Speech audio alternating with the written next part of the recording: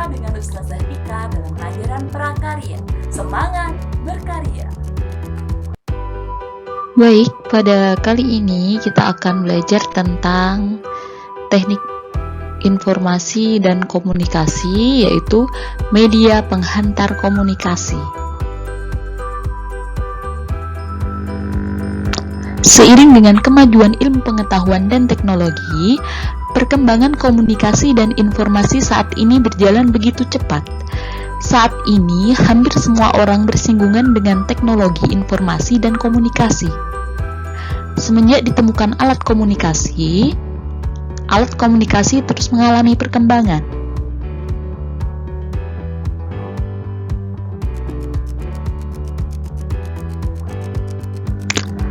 Komunikasi adalah penyampaian pesan atau informasi oleh seseorang kepada orang lain secara langsung, lisan, maupun tidak langsung menggunakan alat atau media komunikasi. Perkembangan alat teknologi informasi dan komunikasi sudah dimulai sejak zaman prasejarah. Pada saat itu, alat komunikasi masih sangat sederhana, seperti suara dengusan, isyarat asap, dan bahasa isyarat tangan. Berdasarkan rentang waktunya, media penghantar komunikasi dikelompokkan menjadi dua, yaitu media komunikasi masa lalu atau kuno dan media komunikasi modern. Media komunikasi masa lalu atau kuno. Contoh media komunikasi masa lalu atau kuno yang pertama adalah kentongan. Kentongan digunakan di Indonesia sudah sejak lama.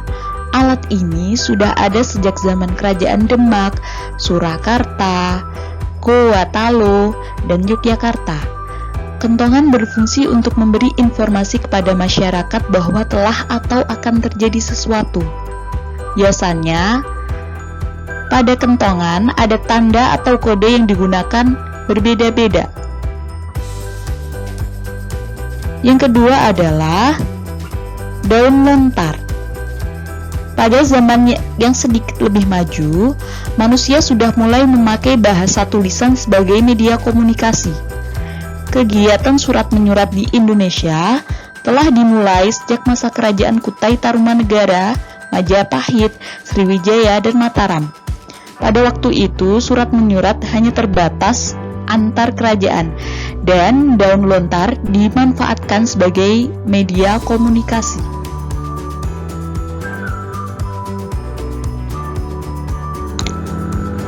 Media komunikasi masa lalu yang ketiga adalah lonceng.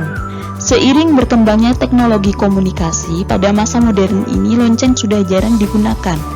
Meskipun demikian, ada beberapa tempat masih tetap menggunakan untuk keperluan umum. Contohnya, masih ada beberapa sekolah yang menggunakan lonceng sebagai tanda pergantian jam pelajaran, jam istirahat, jam masuk kelas, dan juga untuk pengumuman.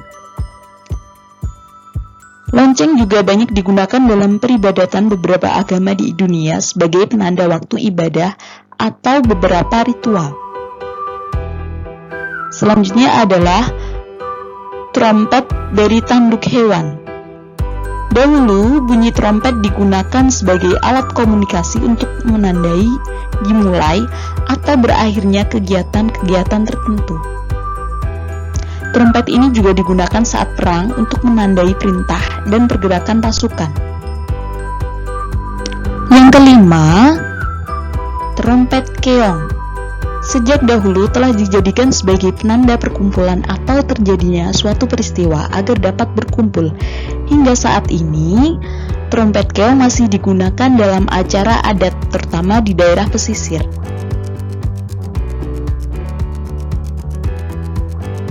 Asap. Secara umum, sinyal asap digunakan untuk mengirimkan berita, sinyal bahaya, sebagai tanda darurat atau mengumpulkan orang banyak ke suatu tempat. Alat komunikasi ini bisa digunakan untuk mengirimkan suatu pesan rahasia kepada teman ataupun lawan. Selanjutnya adalah burung merpati. Merpati merupakan salah satu jenis burung yang cukup pintar, memiliki daya ingat yang kuat, kemampuan navigasi, dan memiliki naluri alamiah yang dapat kembali ke sarang meskipun sudah pergi dengan jarak yang jauh dan waktu yang lama.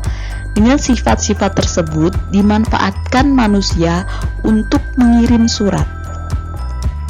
Selanjutnya ada prasasti. Prasasti adalah piagam atau dokumen yang ditulis pada bahan yang keras dan tahan lama. Di masa modern ini, prasasti seringkali dimanfaatkan untuk peresmian suatu proyek pembangunan. Yang kesembilan adalah serat papirus. Digunakan pada masa 500 sebelum Masehi di daerah Sungai Nil sebagai media menyampaikan informasi. Serat ini dibuat dari serat pohon papirus.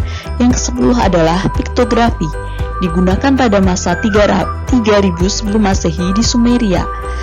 Piktografi berupa simbol-simbol yang apabila disusun bisa menjadi kata atau kalimat atau bahasa yang memiliki makna tertentu. Media komunikasi modern.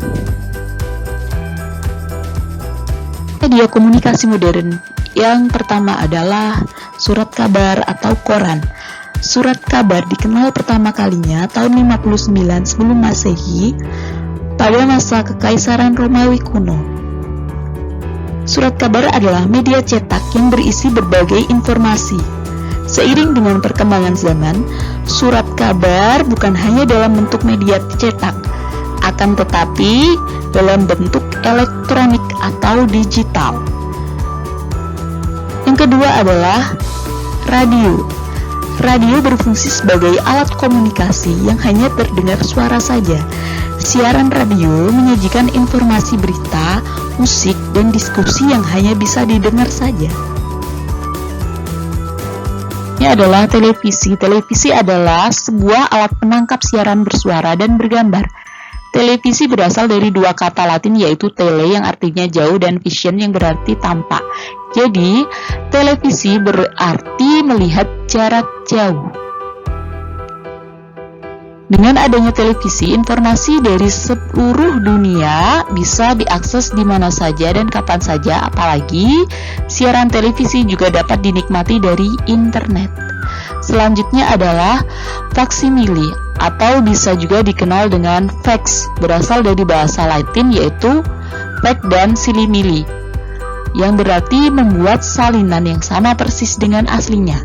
Mesin fax adalah peralatan komunikasi yang digunakan untuk mengirim dokumen dengan menggunakan suatu perangkat yang mampu beroperasi melalui jaringan telepon dengan hasil yang sangat serupa dengan aslinya. Telepon merupakan alat komunikasi yang dapat mengirim pembicaraan melalui listrik. Dengan telepon, manusia dapat berkomunikasi secara lisan dengan seseorang yang terbentang jarak sangat jauh. Telepon pertama kali ditemukan oleh Alexander Graham Bell pada tahun 1876. Selanjutnya adalah handphone. Handphone biasa juga disebut dengan telepon genggam dan telepon seluler. Handphone merupakan suatu terobosan baru yang sangat spektakuler saat ini dalam dunia informasi. Handphone lebih praktis daripada telepon karena ukurannya sangat kecil dan ringan sehingga mudah dibawa kemana-mana.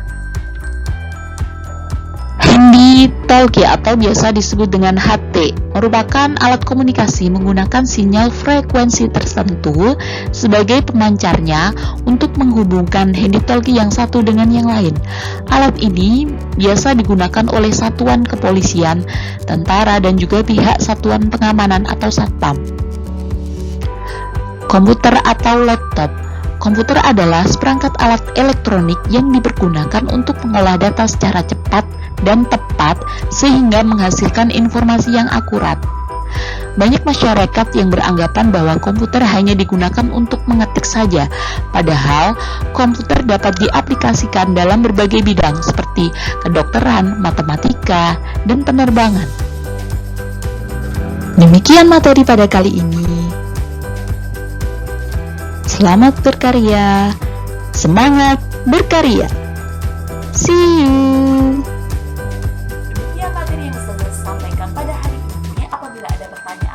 silakan tulis di kolom komentar Google Classroom atau bisa melalui chat WA ya.